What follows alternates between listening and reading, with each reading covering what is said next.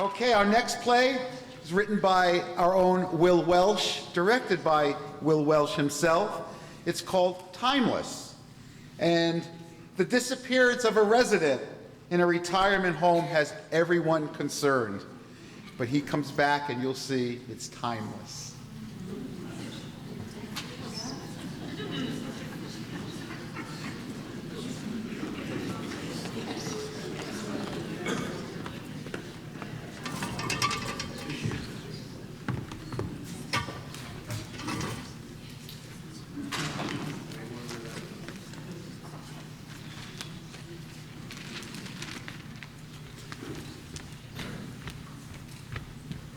Have you seen Edward this morning? Why would I? Should have to check on him. He's not in his room. He's not in the rec room. He's not in the hall. Well, he's not here, obviously. Think we should call the cops? Edward is not a prisoner. He can come and go as he wants to. We're supposed to keep track. We can call his daughter if you like. He never leaves without somebody with him. Well, maybe this time he did. Where would he go? This is where he lives. Maybe he went out to buy cigarettes. Edward doesn't smoke, you know that? I'm just saying. What? He has his own life to live. He's not helpless. He's over 80 years old. Nearly dead, huh? I just want to know where he is. I know exactly where he is. Hello, Mr. Nelson. Oh. Hello. The prodigal inmate returns. Am I late? Did I miss breakfast? I'm still serving. Oh, good.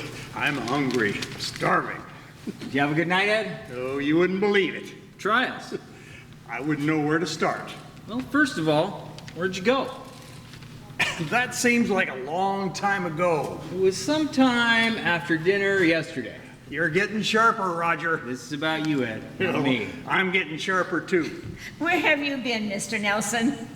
Okay, I was lying down resting after dinner, and do you mind if I sit down? Oh, not at all. Is this a long story? Not if I skip the more salacious details. Salacious? Actually, that's the details we want, Mr. Nelson. Go for it, man. Okay, well, I was lying down resting. You know, we do a lot of that around here, resting. Well, this is a rest home, So what I guess. happened? Okay, so I was lying there thinking about, what else? The past. When I heard this noise in the distance, kind of a roar, really. So I stood up, I went to the window, and I could hear the noise of a crowd in a gym somewhere.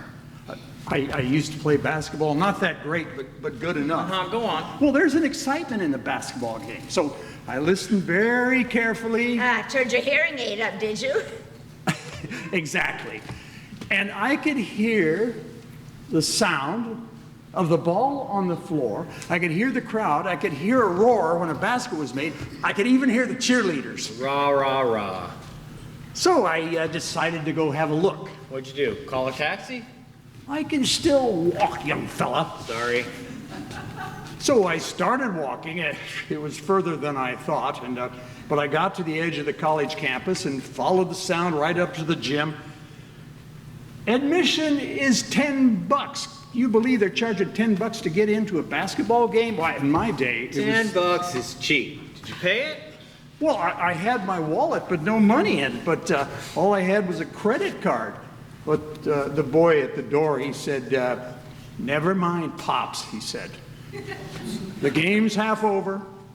He let me in free. Did he tell you to suit up? No. No. So I went into that box of excitement and watched those two teams go at it. You know, in my day, back when I played, if a player touched you, it was a foul.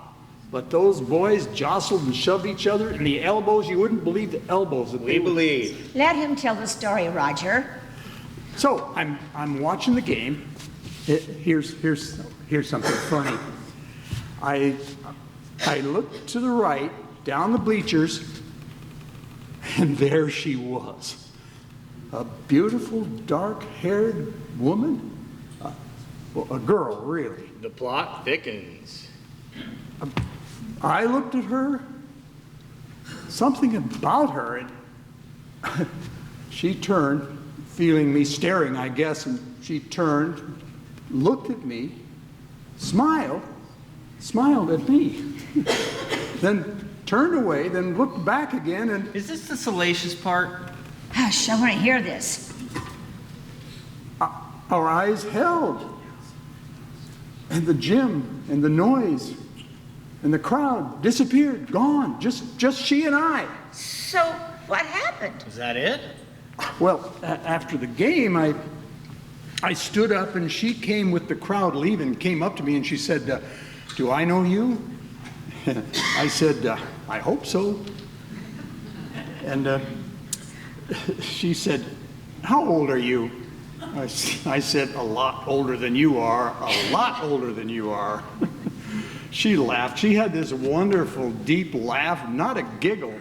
She didn't hold back. And she said, you don't seem that much older than me. I said, well, you don't seem that much younger than me. And she said something I will never forget. She said, but what about our souls? What about our souls? Wow. So, what did you say? I'd never been asked that before. I don't even know what a soul is. But strangely, I knew what she meant. What does she mean? She meant we were the same age. No shit. Roger, She meant we... you were connected. You knew each other? Yes. So what happened? Well, I asked her if she'd like to have a cup of coffee or a drink somewhere, and she said, sure, I know a place. I said, I don't have a car. She said, good, we can walk. Are you making this up? Dora, check and see if there was a basketball game at the college last night. You don't believe me?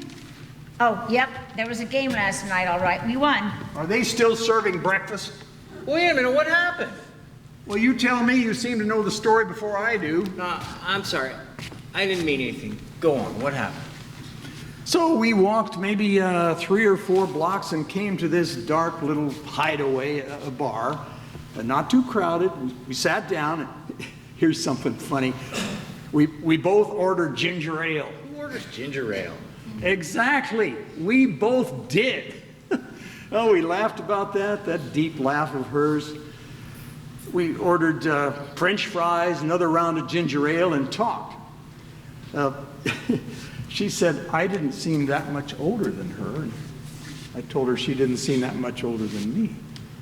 We ordered another round of ginger ale, and she asked me about my life, and I told her things I hadn't told anybody, and she told me about her studies and her dreams and what she wanted to do with her life, and she said that her boyfriend had just dumped her.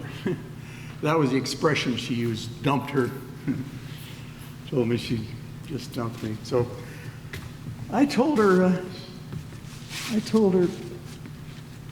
How long were you there? we were there, I don't know, a couple of hours, I guess, and thank goodness I had my credit card. I paid for everything, and then she said, let's take a walk, just like that. Let's take a walk. She didn't say, get lost, old man? No, she said, let's take a walk. By then, I knew I was in love with her. What? I can't explain it, I just knew I was in love with her. Well, did you tell her? No, I'm not that senile. So you walked? We walked and talked some more, and we got to her apartment. I hadn't known that's where we were headed. And she asked me, would you like to come in? Oh boy. I said, would it be all right? She said something, I'll never forget this. She said, nothing could be more right than this. Nothing could be more right than this. So you went in? Yes, I did. And? Exactly. What was her name? Millicent. That was her name. A poem in itself. Millicent. I'm hungry. Hey, wait a minute. You won't get the salacious details, Roger. Let it go. Some story.